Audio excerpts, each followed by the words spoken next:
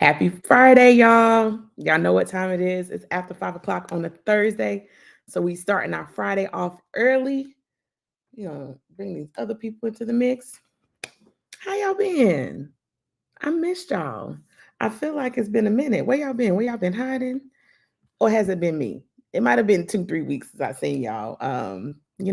As the saying goes, life be lifing.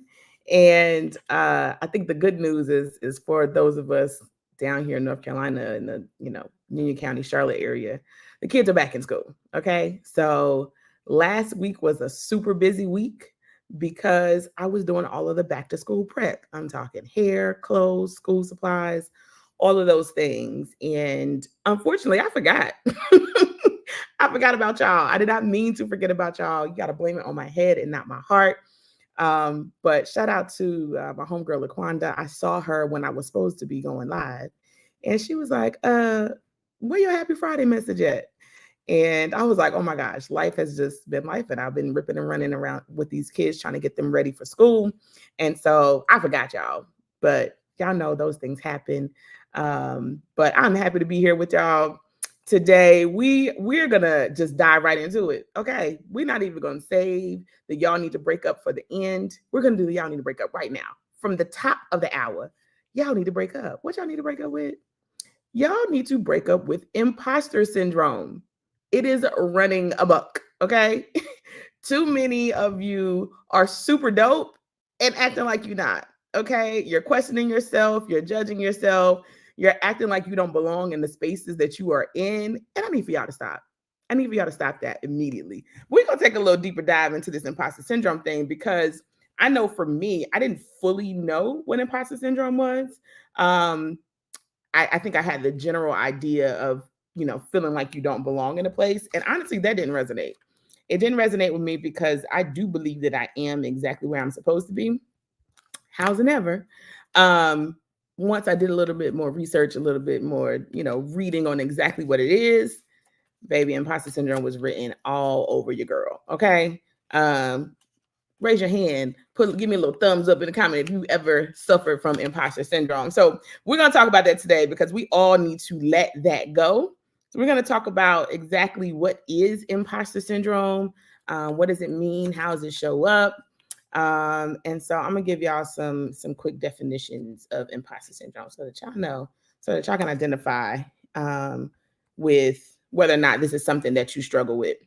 So the biggest one when it comes to imposter syndrome that I know hits me really hard is called the perfectionist.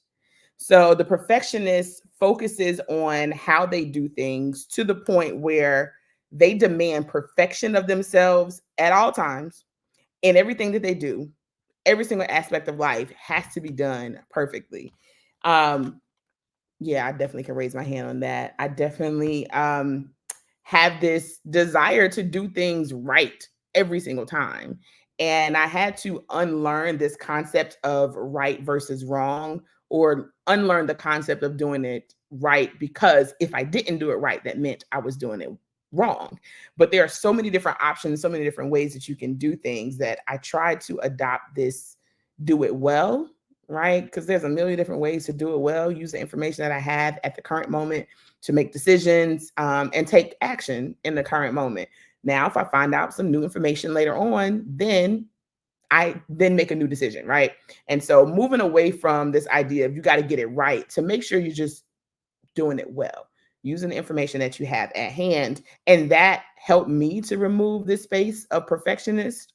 Um, and it's crazy because the perfectionist, like, I don't know that I always say that I'm a perfectionist, but I find myself not releasing content, not going after projects, or moving slow on the projects that I'm working on, or not moving them through to completion because I want them to be perfect. I feel like this one thing is missing. But baby, I had to tell myself, on your worst day, you are better than most. Okay. Now, if I know that it's true for me, then I know it's true for you too.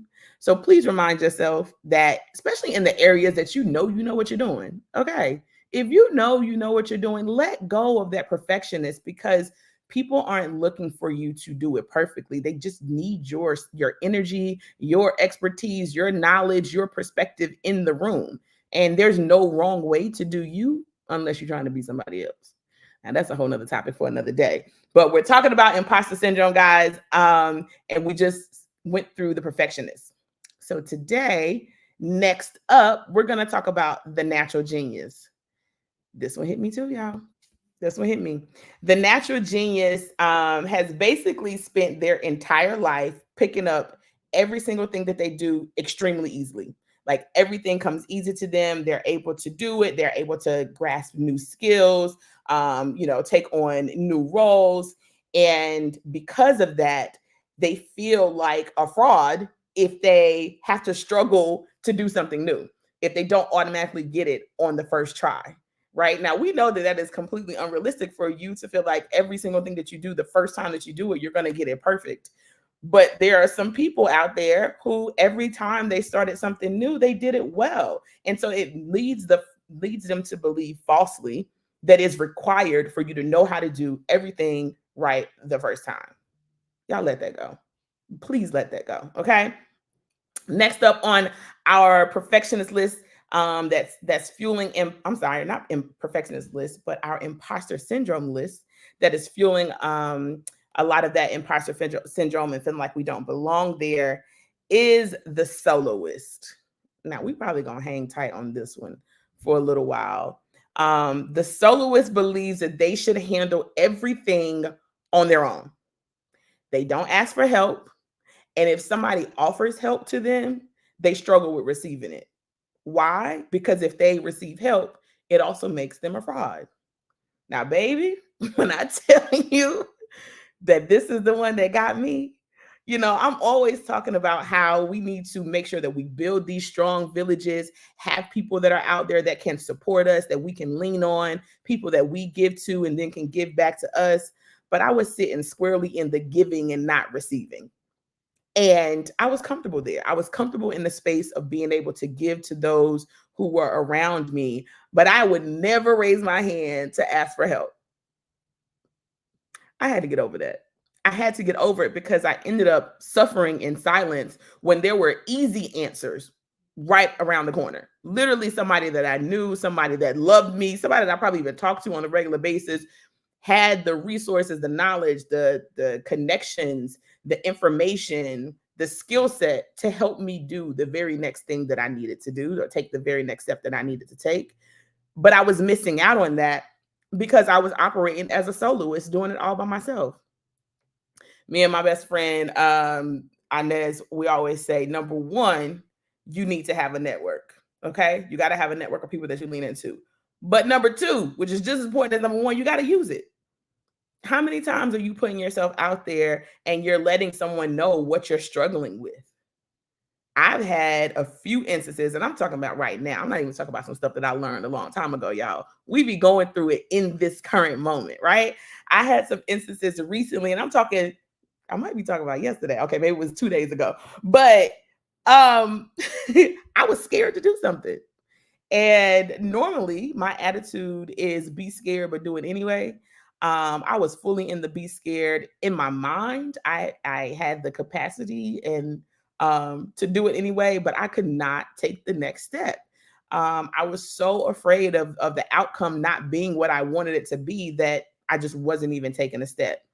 Baby, when I tell you, I told one of my friends, I told two of my friends, but one of them gathered me so lovely. I mean, and when I say gathered, I mean, she was like, okay, here's the answer. This is what we're going to do. These are the steps that we're going to take. And so had I not put myself in the position to share with her what I was struggling with, if I was still leaning into my imposter syndrome of being a soloist and feeling like I'm the only one that can get these things done, or if I don't do it alone, then, I'm a fraud or I'm a quack. That's my biggest fear. Like, please don't call me a quack. You call me a quack, we're gonna have to square up.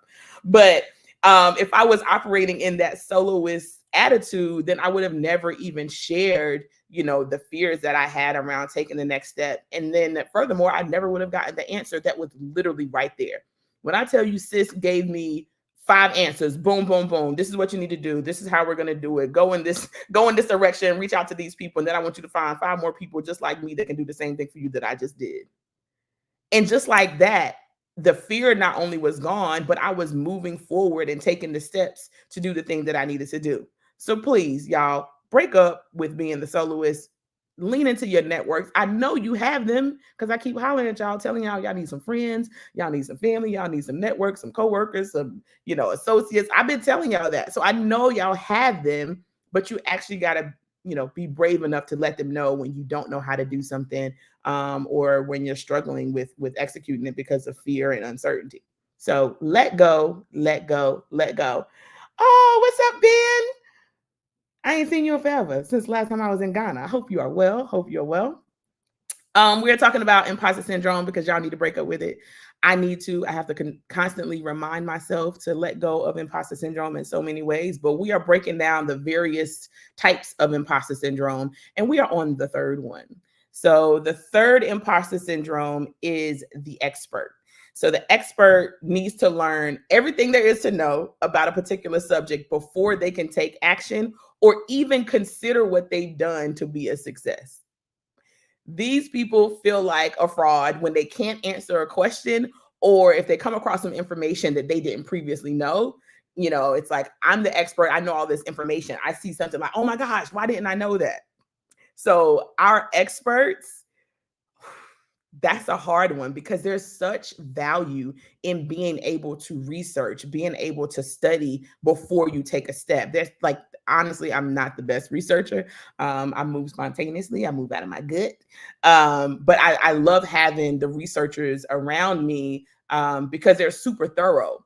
But they can go from researcher to expert, feeling like they have to be the expert and know everything before they can take that next step. And, we always say done is better than perfect any day. So you don't have to be the expert, but you do know enough today to take a step. You do know enough today to make a move in the direction that you want to go in. And it's okay if you happen to come across some new information. It's okay if, you haven't studied every single thing there is to know about a particular topic.